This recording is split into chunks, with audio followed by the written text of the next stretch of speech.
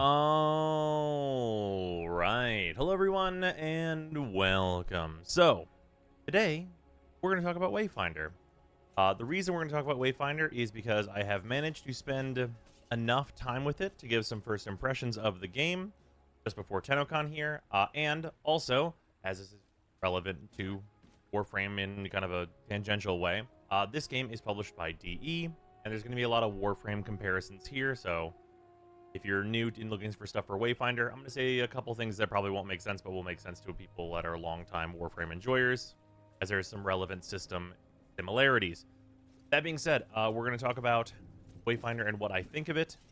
Overall, here's the deal so far. Since launch, they have had really bad server trouble with just the amount of people that are trying to play the game, and the servers just very much not being ready for that. We're talking about 20 to 50,000 people queues to get in. Takes a couple hours. Just today, the queue was about 9,000, and it took me about an hour to actually get into the game. That stuff, they're working on it. I know that it's not great. Let's be honest, it's not great. We would love to all just be able to start up the game and then have it go. But the amount of people that are trying to get in makes that problematic, and because it is a dedicated server game, it's just it doesn't have the same peer-to-peer solution that Warframe has for an obscene amount of people suddenly want to play the game. But I'm sure that stuff will get better over time, so I'm not really going to put a lot of critique or anything in stock of that, because I think the devs will handle it in probably a week or so. That being said, I want to talk about the actual way the game is played. For that, I am playing on controller, playing on a PlayStation controller. I have found the game to be really good on controller, which is surprising to me, but that has been very solid. We're just going to jump in here, just into the first region. This game's not really a spoilerable game. We're just going to jump in here. I'm just going to do only the second sphere, which is just difficulty levels, and we're just going to putz around and show how the gameplay actually is. Although, I think I might have match made, but that's fine. You can turn matchmaking off. So far, I've been able to solo a lot of the content, except for content that I'm significantly underpowered for. And content that I'm significantly underpowered for, we have gotten through in groups, so that's all to be considered. But this is a third-person action game. You are getting a character. You pick one of 3 starters. You have 4 abilities once you've leveled up a little bit. Your weapon comes with an ability, so that is also good. Each weapon can go on every different character, and you level things up, you grind stuff out, you build new weapons, and that's kind of the deal. It is a dungeon crawler in this aspect, but there's also actual full open world stuff to be done that we'll go take a look at in a second. My teammate has already done this, but there's little puzzles as you go through the level. There's enemies to defeat. There's resources to collect that spawn here based on a bunch of different factors, and that stuff's used for crafting all sorts of things. Little things to pick up. Here to have joined after someone has already started. We'll have to catch up here. There's traps. I'm playing Wingrave, the tank character. He's one of the starters. It's also worth noting, I guess, right here, because I did forget to mention, I was given the top level founders stuff by the devs, which was very nice to them, and I do appreciate that. But I'm just using Wingrave with his starter sword. I just have some cool cosmetic stuff on. Okay, and then you can see that puzzle there. This is just for starting up the elevator. Ooh. Yeah, in terms of I'll have to wait for this to come back down. But in terms of movement stuff, you've got a double jump. You've got a dodge. You've got light attacks. You've got heavy attacks.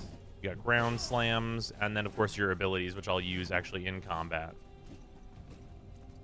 And of course, you've got multiplayer, which is great. But yeah, just the baseline of how this game feels to play, like I said, I think it feels much better on controller than it does on mouse and keyboard right now, so I would suggest that if you were going to play it. But overall, in terms of what it is, this is very early, and we're going to show something a bit later. Early on, it is just and also, to be clear, I am still overall very early on in the game. I'm only level 12. But that takes a few hours to get to. Early on, really early like this, the enemies are not really much of anything. They're pretty much just your usual little goblin guys. We've got a modifier on this that they gain some size whenever they get to half health. But instead of like outside of like these little damage pools that you can see them dropping whenever they die, and then you have to get out of that. There's not much going on mechanically, and even that is a special modifier for this mission, as missions can have modifiers.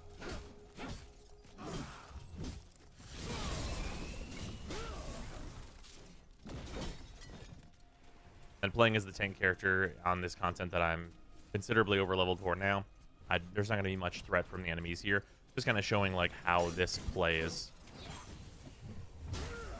Hopefully this enemy... Nah, they didn't have time to do it. That enemy has like one of the first like actual kind of like abilities that you need to worry about, which they put down like a giant fire AoE that you need to like dodge inside of. Well, if you're a squishier character. Wingrave can heal. I will note that, like, from what I've seen of the starters are Silas, Nis, and Wingrave. What I've seen so far, Wingrave appears to be far and away the most popular one, like, not close. And he is very good from what I've played so far. Nis also appears to be excellent, but she has, like, more of, like, a focus on parrying and, like, avoiding damage. So she's much more on the squishy side, but her damage seems very good. And Silas, I have not seen many people playing them. I don't know super how they are. I think I've actually maybe seen zero... Oh, we got a kicker. Hello. I've maybe seen 0 people actually playing that starter, so they seem unpopular, and I don't know a lot about them, but of course I am looking to get them. In terms of getting them, the way that this works is basically you do content like this, although from what I've seen, most of the character stuff seems to come from bosses. Which will show off how like that system works. But basically you run stuff, you get the materials, and then you build them. Now, those of you coming from Warframe, I go build them, build times. There are actually no build times in this game whatsoever. Everything just builds instantly. So that's not something to like worry about. And from what I've seen so far, it doesn't seem like that hard to get some like pretty early stuff. Like it seems like things are going to take a little bit in order to like, you know, finish grinding out. But that is also because I'm at a very early level, I think. I think once I get to higher levels, that type of stuff will become just like much, much faster and easier. Because certain materials, there's certain things that like I would look at crafting, but I literally I'm not to where that material drops yet. I'm just literally not at that part of the game, and I can't go get it yet because it's a higher level like material. So that stuff is just, well, you need to progress before you can craft such and such weapon or such and such character. And that's, I think there's nothing wrong with that. I would not have expected with the probably about 15 hours or so of like learning the game and like getting to actually play, and 15 might be a high estimate considering just how like, you know, rough the server stuff has been. With that being the case, you know, I wouldn't expect you be like, you know, crafting all the starters or anything like that whenever you don't know what to do within like the first 15 hours of a brand new game, just trying to figure out all its systems. Also, here's that puzzle, but like undone. Yeah, this is just like a cute little thing. There's lots of stuff like that. I'll get an accessory. There's lots of stuff like that in these. Like in these dungeons, you're gonna get like a lot of side content pieces and stuff like this. This is like obviously the very first dungeon, so they keep it very simple overall, with just like you being introduced to that like chest puzzle, and very often chests and stuff just being there and available. I just wanted to show like kind of like the baseline like hack and slashing of this game. In terms of weapons, it is not only hack and slashing. It is also guns. There are guns, but there are mostly melee weapons. You've got scythes, axes, swords and shields. I could look at the full list, and then you've got rifles and shotguns, and that's like that's some of it. There's a few more. I'm forgetting a bunch, I think, actually. But we'll look at the full list of that after this. I've mostly kept a sword and shield and also the scythe from the Founders pack.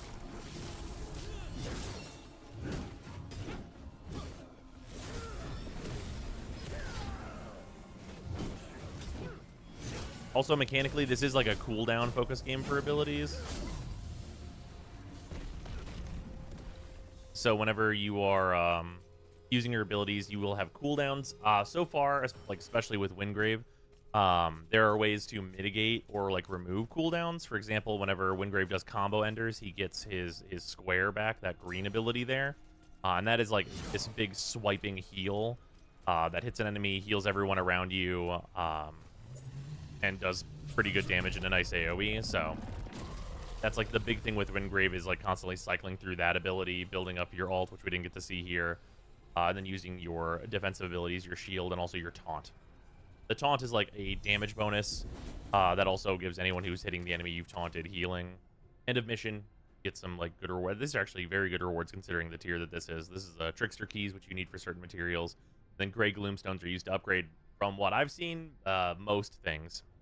You can see experience-wise, I did not get very much there. The experience system is still like mysterious to me as to what exactly causes you to get like more experience from any given mission, because sometimes I will get like an entire level, and sometimes I'll get like that amount even from a mission that's like a bit higher up, that's like kind of above what I should be fighting. So exactly how the experience is a bit odd, but the thing that I definitely know is that the experience from doing your quests is really good. So at the very least, like, my advice for anyone who's like trying to get some levels is just do your quests as best you can. Like, even the side quests give you a lot of experience as far as I can tell. So I would stick to those. Now that I want to get into one of the problems that I think this game is going to run into, and that is its upgrade system. From what I've seen, there are only really two actual issues with this game that I have run into, because I think that the combat is like pretty good, and like the characters are fun to control. They seem pretty different from one another. It's cool that all the weapons get like their own abilities and such that are on them and have like unique playstyles associated with them. All that stuff is good. Being able to use this big portal just to go and do like instance dungeons that you matchmake with, and any of the dungeons that you unlock out in the open world, just come back and you can start them all from here. Having a nice hub to do all those missions and matchmake, really cool. Systemically, neat stuff. However, there's a system that is kind of, I think, this game's poison. So if we pause here and we go to the character menu, from here, you can select your character, switch to any other characters you might have. I have Heroic, Kairos, and Venomous because of the founder stuff.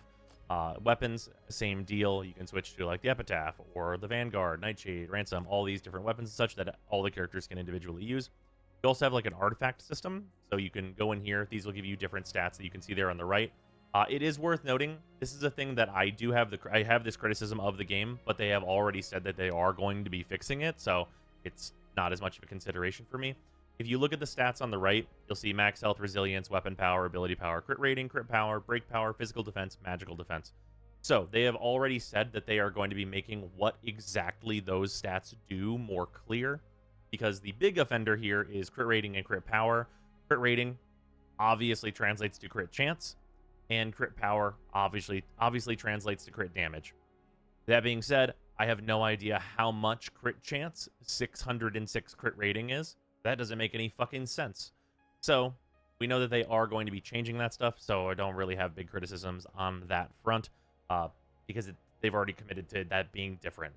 So whatever, they're going to change it. Hopefully it'll be better. If it's not, I'll have more to say at that time. But the big thing that I've seen that is going to become a problem in this game, and is not a problem for a new player, is the echo system. So this is the echo system. I'm going to move myself down here so you can kind of see more of the menu, I suppose.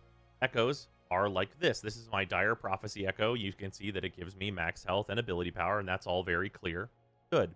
I equip these, like, you know, I have these 3 slots on Wingrave. I have 2 slots so far on my Sword and Shield, and I have 1 on my Artifacts. Artifacts start with 0, but as you get better ones, they start to get slots. To my knowledge, that goes up to 2 right now, but there's clearly room for there to be a 3rd and a 4th on every single relic that you have.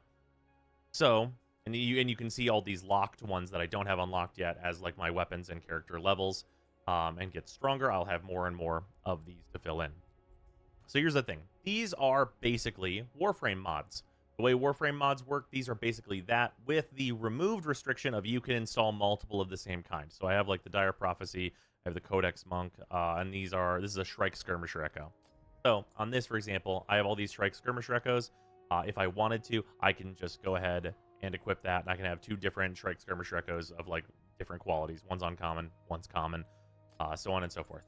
Just going back and re-equipping the Broodmother here. Or did I have Blood Spawn? I think I had Broodmother. This is the defensive one. So this is all well and good. Like just installing these, so on. We know what mods are, and being able to install multiple. Sure. Like, would you maybe come into a situation where you want 11 of one thing, like just the Shrike Skirmisher Echoes, because it's the best thing? Maybe that's possible. Maybe you'd want 11 leveled ones. But the problem is that you don't just need 11 of these in order to do what you'd want to do with the system. These are not individualized per item. And what I mean by that is whenever I open this menu for the Dire Prophecy, I can see that this Broodmother Echo is equipped on the Epitaph, and this Goblin Seer Echo is equipped on the Blooming Claw, and so on and so forth. I can see what everything's equipped to. And you can't use the same item on more than one thing across your entire armory. So imagine a late game situation where you have multiple characters, of course, and you're fairly leveled up. So let's say, just for the sake of argument, that you have 8 slots. You can go up to 11. Let's say you're at 8. You have 8 slots on this that are filled. You filled up Wingrave with 8 things. You filled up your weapon with 8 things. And then you'll have like your 6 slots on each of your artifacts, right? So you take those together. That's 22 slots for you to manage, which is already kind of a lot, but not a big deal. And guides can get through a lot of that stuff of like, what do you want to have equipped, and so on and so forth. For people that like don't know what stats they should be having for any individual character, that's what guides are for. That's what player guides are for.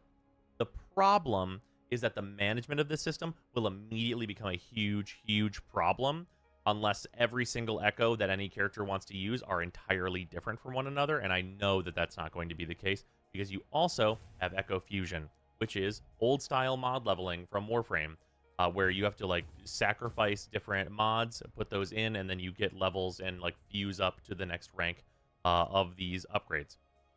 So there's that happening. And if you go out and you're like, well, I don't want to use the Vanguard. I don't want to use the Vanguard weapon right now. I want to use my Epitaph weapon. I want to equip the big scythe. Cool. Go to your Echoes. And then if you're in a situation where you don't just have an extra Echo, like I have this extra Broodmother Echo that I have here, so I have one on both my Vanguard and my Epitaph. And also you can see, because of the cost, the higher rarity Echo is better because it costs less, meaning I could ostensibly put more different mods in, more Echoes in rather, if I have the better quality one that I'm moving around. If I wanted the better quality one because I can't fit the thing in this slot that I need without having that 1 point, that means that I need to now take this Echo from the Vanguard and put it into this weapon, and then if like any other slots are the same, for every single slot that would be the same, you would need to move it every single time you want to switch weapons, or if you want to switch characters, or if you even want to switch your artifact out. Like every time you get a new artifact in any one of these slots, any of these items, which like they have like their own level and stuff to them and everything, you would need to not only switch it here, but then go to your Echo menu and like remember what you were using, or like you have to go in and do that every single time and manage it and be like, okay, I've got this here. So this is my, what is this called? This is called the Preserved Voice is what this purple crystal's called. So if I go in here and I can see that the Preserved Voice has the Shrike Skirmisher Echo on it, okay? So this Codex Sage Echo is really good. It's a great thing. Like if we look at the stat comparison here, it's like it got 207 ability power and then like 69 crit rating, nice. But it costs more. That's fine. It's on the preserving box right now. Am I using the preserving box? In this case, I am. But you'd have to remember, for every single character, if you're even still using that item on them. So if I am on my Wingrave build, I don't want these 3 items, right? Like they're different stats. These all have different stats. You can see down there. Maybe I want the Brass Bear because the Brass Bear has like just raw weapon power. I'm on a character that's more DPS focused. I just want raw weapon power. That's what I want to use. So if I go in here and I'm on my Echoes and I'm looking at this thing, I'm like, oh, I need to go through here. This Deadly Shrike Echo is good. do I have a character that's using the brass bear, or is that an old thing? Like, the management here is hellish because nothing can be shared across anything, and there's not even loadouts to try and help a little bit. I think that this system is the most like kind of innocuously toxic one that will become really, really annoying and like exponentially more annoying the further you personally get into the game. The more weapons you have, the more characters you have, the more artifacts you have, the more echoes you have, the more annoying this system will be. And that's rough because it is like kind of the main customization progress system that you have. The thing that I personally would like to see for this system is for it to become much more streamlined and much more automated. The easiest way, in my estimation, that they could do that is if we take, for example, our Broodhunter Echoes, right? If we go in here, Broodhunter Echoes, I have multiple of these. You can use multiple of a Broodhunter Echo on one given item. The big thing for me is just have one. Just have one. Have one Broodhunter Echo, and you can equip it as many times as you want to as many slots as you have. Because if the estimation is that you could do that anyway, it is very, very slow going to level these things. Like, in terms of, like, what you're, like, pumping into these, like, you can see, like, this is just the first level, and, like, putting these two things in, like, these other, like, lower level stuff that I have, like, those aren't even one level on this thing, and these things go up to, like, 10 stars. Presumably, that'll, of course, get faster as you get further into the game, and you get, like, you know, ones that are worth more. As you saw, I had some that are worth a couple hundred in there. But, in order for the management not to be absolutely hellish, I think that they need to basically make it so that, okay, you have one Broodmother Echo, and then whenever you get the lower rarity one, it like put the XP goes right into the higher level one. Or like the XP just gets turned into a bank that you can then use to level whichever ones you want. That would also be a good system. That's how Endo works in Warframe. That's what they moved to from their old Fusion Core system, which was way worse. Endo is great in Warframe. Making it so that you just have any given unique one and like just keep highest rarity, because the higher rarity they are, the better they are. You have like the Herald Echo that's blue, then any Herald Echo that's not blue just immediately gets turned into points for you to level stuff up. That simplifies this system in a really, really important way. And then outside of that, just making it so you can use the same item across like however many slots or whatever you have. That simplifies it in that it's not going to remove that item from any other item you have it equipped on. You're basically just choosing the things that you have leveled, all of your different gear, and then just customizing your stuff as you see fit, and it never gets removed from anything, completely removing also that facet of what this system will become in the future. Because like I said, right now, early on, I have 3 slots and 2 slots on here, and then 1 slot on each of these. And I'm only using 1 character so far, and I'm only using 2 weapons so far, so it's not that much to manage. But it is a system that I know and can tell will get crazy annoying really fast. I'm hoping that during like the early access, that system in particular can be hammered out and be better, because otherwise I think it's going to be a big problem down the line. That being said, I don't think it's unfixable. Obviously, I just talked about 2 ways that you could just totally fix it. But like, it is the thing in this game that I think is probably the worst thing that I have seen. The other thing that I've seen that I mentioned, because there was 2 complaints that I had. The only other thing, and this is a very minor complaint that is probably more of an oversight than anything else. If we look at my inventory here, we will find that I have, we should find them under key items. Yeah, here we go. Trickster keys. I have 11 Trickster keys. So Trickster keys, you run into the Trickster and he gives you like a choice of 3 items. And you use 1 key every time you want to unlock one until you get like his prize. That's how you get Trickster coins, which are used to craft certain things. And that's all fine and good. Only problem is the Trickster, whenever he shows up, only 1 person can do it and get the reward. That sucks. At least letting multiple people like get like the item from the Trickster whenever he shows up, it really disincentivizes co-op heavily for the purposes of like using Trickster keys and like farming those items. Really needs to be co-op friendly for that, because everything else that I've seen, everyone gets drops whenever you like collectively do the event and do all that stuff. So that is like the only other, like, that's definitely a pain point, because every character you craft needs the Trickster items.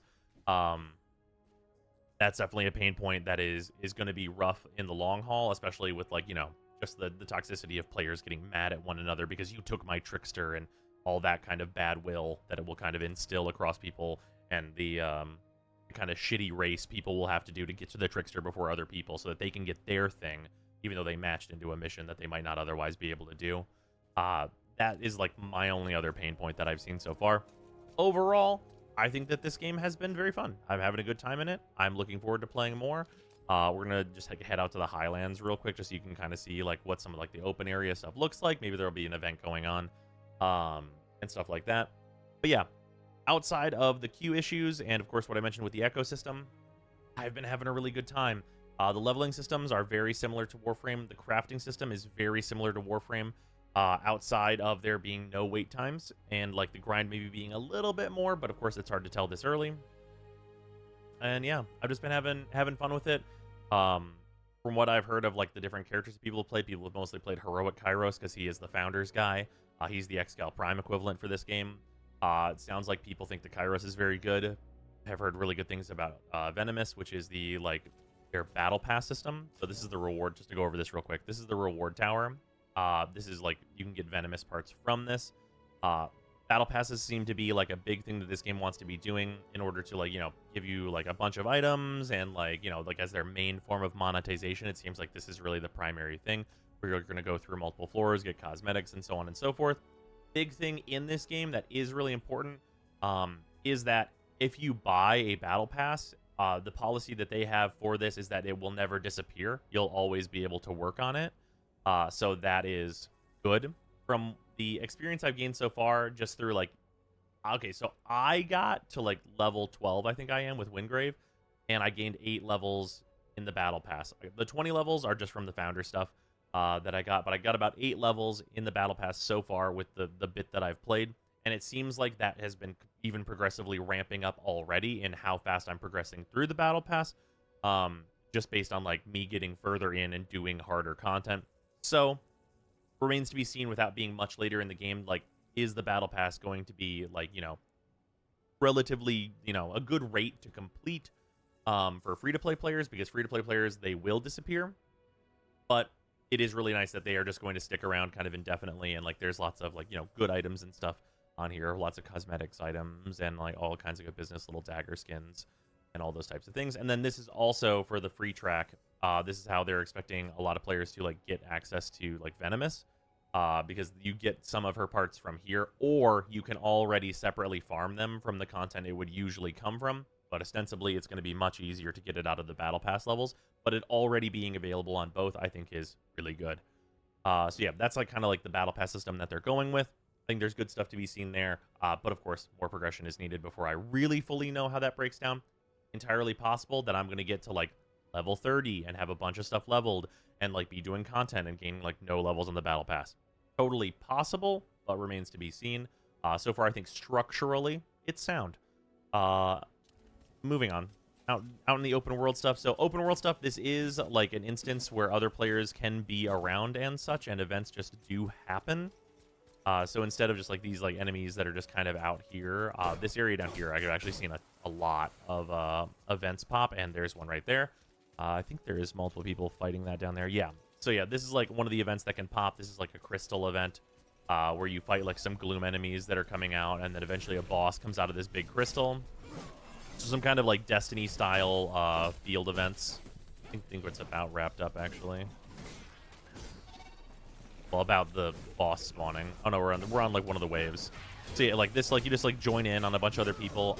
Rewards are not like single person, so even if someone else like near you just happens to kill a guy, you can get the rewards from that enemy.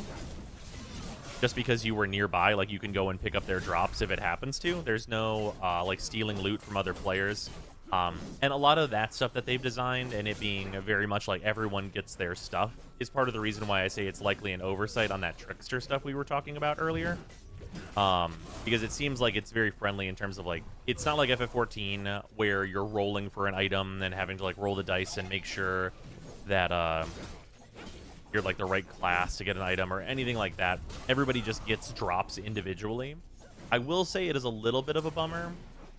It is a little bit of a bummer that the drops are not synced. That might be a thing that they do eventually. Warframe didn't have it on launch either, where everybody gets the same drops. but I think that would be nice for squads trying to progress together. That was the big reason why in Warframe people wanted it, was so that if you're progressing and you get Streamline as a drop, or in this game it would be a particular echo from a boss, then everyone that you are like doing that boss with, all get them. Oh, no boss in this one? Oh, no boss in this one, just XP? Okay. But yeah, that's the thing that's not in right now. The rewards are not synced up, so you're not all gonna get the same thing. Also, yeah, just synced farming, so like a group of 3 players, because the max party size is 3, can all be like at parity with one another farming. That's a thing that I would hope that they would put in eventually, but is not here right now. And is also not the biggest deal in the world if that doesn't happen. But yeah, this is kind of like what the open world experience is. You can kind of just like roll around with a squad of like various strengths or whatnot, and like, you know, being around each other and killing the things gets you experience, gets you, you know, items and such, and crafting in the world and all that good business. So that's kind of what the open world stuff is like. I think that the game visually looks really nice. The open world area in particular, I think like has like really nice vistas and stuff to look at. And like the density of event stuff has been pretty good. I will say there's definitely moments where it's like this area feels kind of dead, but I found that that is usually probably because a player just killed everything there, and not because there's not anything that normally would spawn in an area or like be a thing to do in a zone. So yeah, that's kind of like the open world zone stuff that it's got going on. Now I just want to go back to Skylight here. We're going to go to the market area just so I can show that off, where it's like this, the area where you'll be crafting and doing all that kind of stuff. I'm working on right now a shotgun, which is apparently one of the best guns in the game, or one of the best weapons apparently in the game from what I've been told by other people. It's called the Tempest, and that's been relatively easy to farm. So I'll give you like an idea of like how long I've been working on getting the Tempest from, you know, the moment I found out about it. Whenever we see that. Hopefully we don't get bumped out of the servers. Hopefully server not fucky wucky. Yeah, the server stuff, it's an ongoing problem. They're working on it. I think that's also why like the loading is a bit on like the slower side probably. Anyway, yeah, market stuff, market area here. Just jump on down. There's no fall damage. This is the arsenal. This is where you build the weapons, engineer different items, consumables. Over here at Venge, you get introduced to that through some quests and stuff. They have, you know, dialogue and introduce themselves. There's places for expansion here and all that good business. But the person you're going to run into really early is Arsenal. So here, there's buy weapons. So these are all the starter weapons you can just get access to. I've bought all these except for the Typhoon, which is a big old axe, although I've heard good things about the Typhoon. You can see each of these have their own ability. It just does tell you here. They also have their own, of course, starting stats and all that good business. And these are just like some gold early on, like starting off. Don't be afraid to buy these. Every character can use all of them. Vanguard is the sword and shield that I've been using. It's really good. Sword and shield seem great. Daggers seem excellent. Ransom is apparently like pretty good. And a lot of people are using Typhoon, so I assume that's quite good as well, at least for the early game. But then weapon crafting, this is where you get into stuff. So the way that this is very Warframe-like. Weapons have a shell, a form, and a spirit. So, like if you're going to build the Grim Harvest, you need its shell, its form, its spirit, and its essence. You need to build the shell, build the form, build the spirit, and then you need to farm the essence, and then you can put it all together with a little bit of gold. For that, you can see like these different items like Pristine Viridian Spectra, Gems of Avarice, Storm Twins Ire, Deepwood Spectra, so on and so forth. Spectra comes from zones, and sometimes you need to put a modifier on a zone. We'll show this whenever I get over to like going and doing the boss, but you can craft gems very cheaply that you put into a mission, and it gives you different modifiers and different rewards from the mission. So, the thing that I've been building, the Tempest, here it is. So here's the Tempest. You can see I have the vast majority of like a lot of this so far. We spent maybe about an hour trying to get all this stuff together and just got cut short by a server error, unfortunately. But basically, the Molten Spectra that I needed for this, in that first zone that we went to, the Codex Halls, if you use the like heat imbuement for the mission, then Molten Spectra drops. Pretty simple stuff. Regular, like, just word Spectra is, like, the lowest rarity of the stuff, so it's, like, you know, just really early level missions and stuff that you can get that going. Gems of Avarice, which you can actually, if we look here, it'll give you some, it'll tell you about this, where it's hoarded by the loot goblin in the ruins, so you need to know, you need to go to the ruins, and you need to encounter a loot goblin. This, I have 3 of them. I need, I think, 6 total to craft this. I need 3 for this and 3 for this. Yeah, so the first one I killed gave me 3 of them, so that material is not a big deal to get. And then we have like Ichor Pearls. Ichor Pearls is what I was farming before we had the server troubles. Ichor Pearls just come from a particular boss. These come from the Bloodspawn. They say on it where they come from. Once you have one, it's really easy to tell where it comes from in most cases. The exception to that is like usually stuff like this, the Molten Spectras, found in lost zones when any solar mutator is active. So this is the low rarity one, and the solar mutator is the mutator you need to use. So this one's actually very descriptive because it's the lowest rarity one. Some of the higher level ones are a bit more. This one's also good. There's another low level one where it just says it's found in the pits. You know where you need to go for that. Also, nice thing, this is in the pit. So is the Bloodspawn. Just so is this. So you're getting both of those materials from that one boss fight. So that's good. There's a lot of overlap between a lot of things you're going to want to get, which has been good. Yeah, looking at something that's a bit harder to get, you get like the Glimmering. This is used in tier 2 crafting recipes found in lost zones when any solar mutator is active. That part's not true. I hope that they add more descriptors to this, because Glimmering, I have not encountered a mission yet that is giving Glimmering from like the regular stuff. So that is a consideration. Like, I have 5 of them that I've gotten from mission rewards, as you can see over there. But they have not just like always come out of missions that I'm using a solar modifier on. Otherwise, I'd have way more of them. But yeah, that's like probably like, just some detailing that they'll get in later. The baseline stuff is very accurate, but like, giving you like a range of like when they'll drop or anything like that would be nice. But yeah, overall though, this system's good. There being no build times here, it's a little bit more like it's kind of building a full warframe for any given weapon that you'd want to build, as opposed to just like a list of materials like this and then you have to wait for the weapon. I think generally people will prefer that, where you can just get it instantly as long as you have the materials. But yeah, I think the system is overall good so far. I haven't seen any like real big problems with this. There's the Trickster's coins. You can see that as one of the materials there. But yeah, seems good in terms of like farming the items, like just going for the Tempest, which is like a weapon that I can see all the materials. Or like going and getting that has not been a big deal. Speaking of which, we're gonna do 2 things real quick. I think I'm gonna do the I don't want to spend too much time on it. So normally I would do the Bloodspawn, because I need to do him for that item that I need. But I'm gonna do one of the harder bosses. We're gonna do the Archon Commander, which I'm still under leveled for. You can see up there in the top right. So if we lose, that's what happens. And I'm significantly underleveled for the Argent Hand, but we have defeated that. But yeah, so I would need to go over to the mines and do the Bloodspawn. Bloodspawn, he's a relatively simple boss. He's a big blob. He has a lot of AoEs that you can jump to avoid, which is nice. And then otherwise he summons like a lot of adds and has like phases where he divides, and then you need to like defeat the different portions of him that have divided and stuff, which is a relatively basic boss design. But the boss that has impressed me and is the one where I go, okay, I'm interested in where this game is going very much so, is the Archon Commander. The Archon Commander notably has an Enrage, and that might be what kills me. But otherwise, we should be pretty fine. But yeah, and then here we have the mutators here, imbue with Chaos, Shadow, Flora, Greed, and Solar Energy. I know at later levels you're going to be able to combine those, where you're going to have like 2 at once and have different modifiers and all that stuff. And then also Spheres. Once you've defeated one, you unlock the next sphere. I've seen up to sphere 3 so far, but of course there's room for like sphere 6.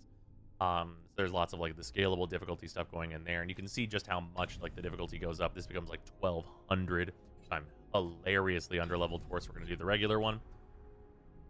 But yeah, this is the Archon Commander. The way boss stuff has worked. I think I'm matching in with a group. No, hold on. Cancel that. No. There we go. Cancel. There we go. Yeah, turn matchmaking off. And then we can go and select the Archon Commander. He is soloable. In a group, he'll be probably relatively easy. Although he is still definitely a fight. But yes, soloing this guy was like my first, oh, this game is going to probably get pretty real mechanically in terms of what you need to do. I'm a bit higher level than I was, so hopefully I can pass the DPS check or use my ult to get through the rage. But we'll see.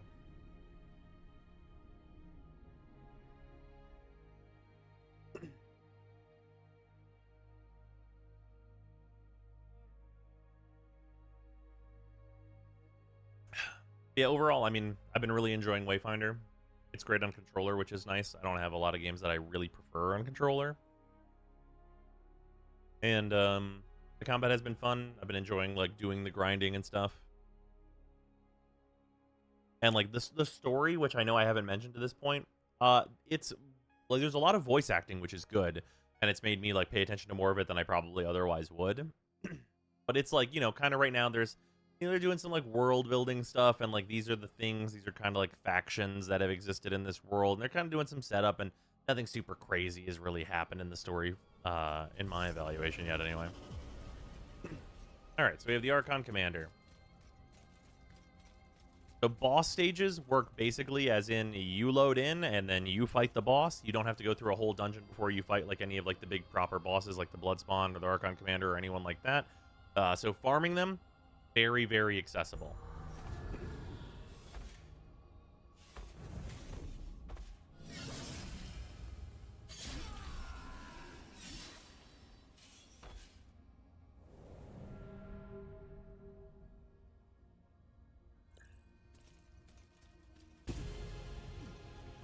Oh, shit. Wait, whoop. Oh, random bug. All right. So you have like a lock on here and everything like that.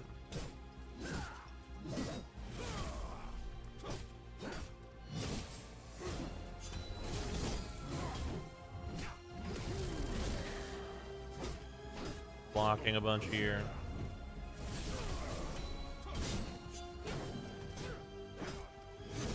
Luckily luckily I've built a lot of physical defense, which goes a long way.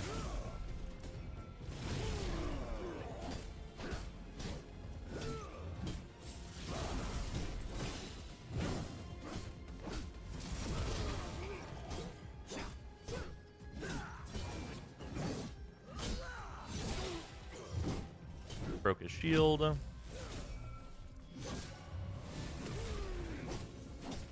Now we start doing mechanics. So this is like about out of range. This is about like the fourth boss, and it's already throwing like, you know, like outside like like these side guys and everything like this, and like he's doing like the, you know, the jump strikes.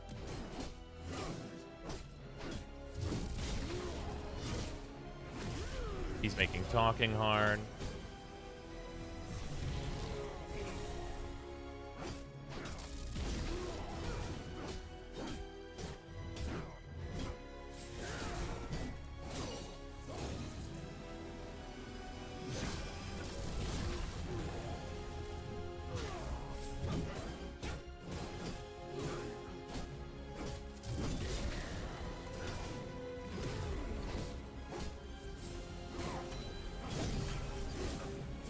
Ow. There we go. Broke a shield.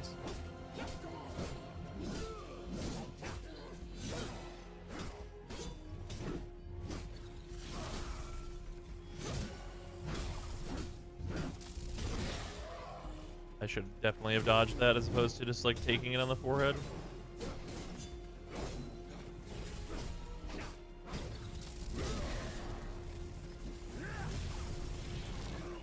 Yeah, then we add in these slims.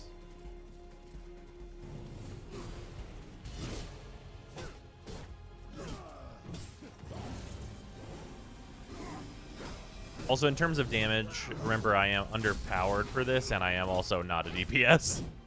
There's not like super defined roles, so I could build my character more damage oriented, or like use different weapons that, like, you know, don't have blocks and things of those nature, or things of that nature rather.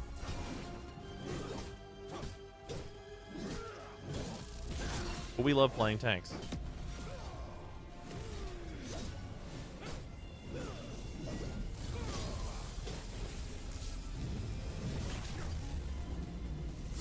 this is where things get a little more spicy.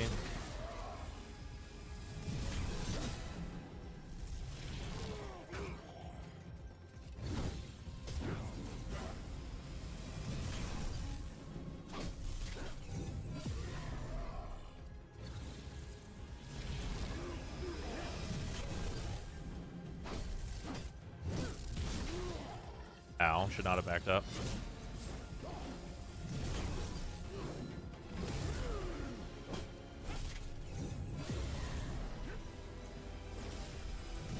Whoop. Okay, we're good.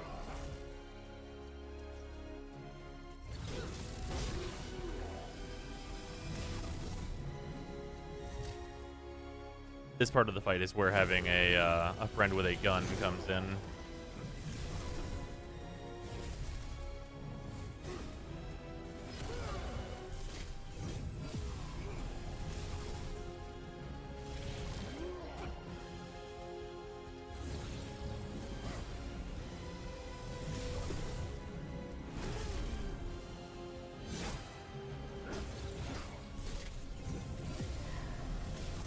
Okay, this is the area denial part of the fight. Oop, block that.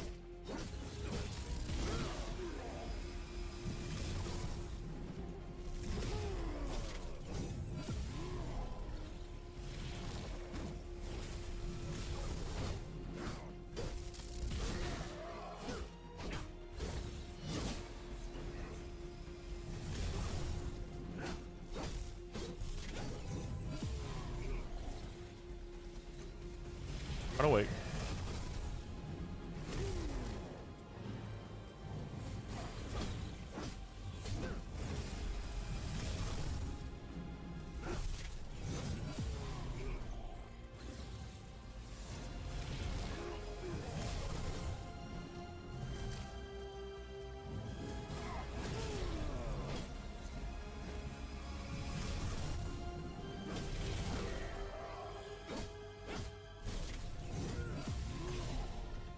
Ow. I do also have 6 health potions, which I haven't needed so far, which has been nice.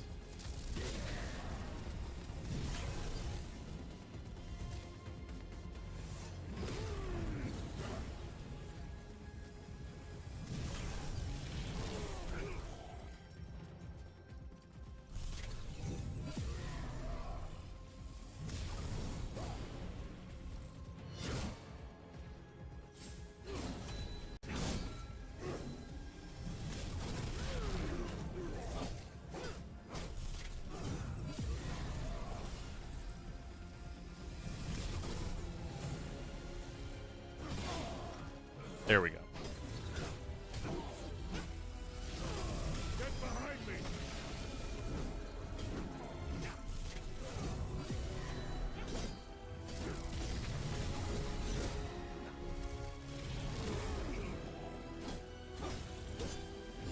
That's my ult. You and all party members are invincible inside of it, which is really cool. Let's do a heal and get our blocking back.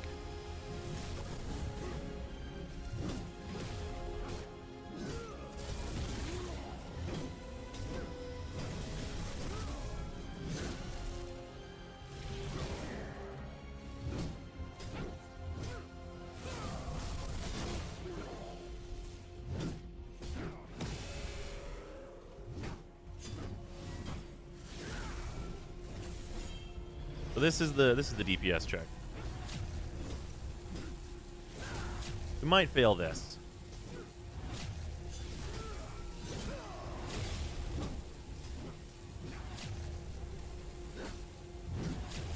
Because I don't think I can block it.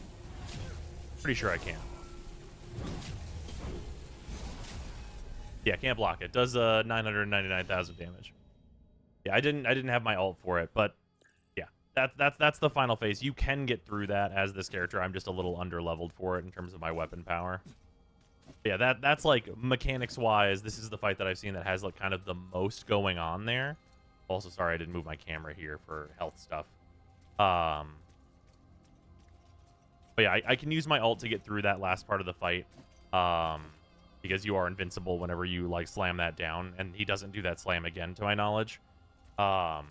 But yeah, that's like his final phase that he goes into. If you have even one other person, it's really not a big deal at all to get through it, even if you're a bit underpowered. But yeah, that's like how, you know, kind of like the boss fights are shaping up here. I'm not gonna like, you know, make you guys watch that again. But yeah, it is a cool thing. They are doing some stuff with the bosses. There's like, you know, like pretty clear floor AoEs. The one thing I do wish about like the AoEs is that you saw his like jump attack has like that purple circle that like kind of goes out and tells you whenever he's gonna land and stuff, which is really great for like knowing your iframes and like parry timing and all that kind of stuff. But right now those AoEs that you can jump and won't take damage if you're in the air aren't super clearly marked right now, which is like a minor gripe that'll probably get, you know, ironed out. But that is a minor thing, is that you do kind of just have to figure out which ones of those you can jump over and which ones you can't, as it stands right now. But yeah, overall, that's kind of what's going on with Wayfinder. It's cool. I have been enjoying it. I hope to play much more of this. Obviously, I won't be able to play a ton of it in the coming week because TennoCon is coming up. As a note, for those of you that are interested in TennoCon, maybe not all, just people new to Wayfinder or anything like that, I am going to be IRL streaming the event, so look out for that over at twitch.tv/Brozime. And it should be a good time. Should be an excellent week. I'm very much looking forward to TennoCon, and I hope to see you guys on the stream and there as well. But yeah, that's going to do for the video. Wayfinder, cool. Few things to iron out, mostly server stuff right now. But I think it's got some good stuff going on, and I hope to see more from this. And I will especially be playing a lot more of it, I'm sure of that. All right, hello everyone. It's been month 2 of the Streamathon, but more YouTube videos are on the way. And for that, thanks especially to all of the patrons that are supporting the channel: Alex Barnum, Angel SBM, Carpenter Daydream, Benuvin, Brutus Salazar, Dylan Dworsky, Ethrain, Hafan, IQ is Thick, James Harsthorne, JC4 Science, Jesse Richens, John Lobdill, Joshua Adams, Luzanth, Alec X. Williams, Minty Ginja, Mitchta, Vermoxidate, Rena Valentine, Tamarilic Wastelander, The Coupon of Death, Waifu Wars, Zach Zaner, and Zerafir, and of course, all of the $5 patrons and the $2 patrons as well. Thank you very much, everyone, for the support. It has been incredible. There are so many of you now. And yeah, expect a lot more videos and stuff after the Streamathon is over. We're going to get way back into the free-to-play through and the huge guides that I've been trying to write for the site and everything. So expect a lot of that to be going on in the near future.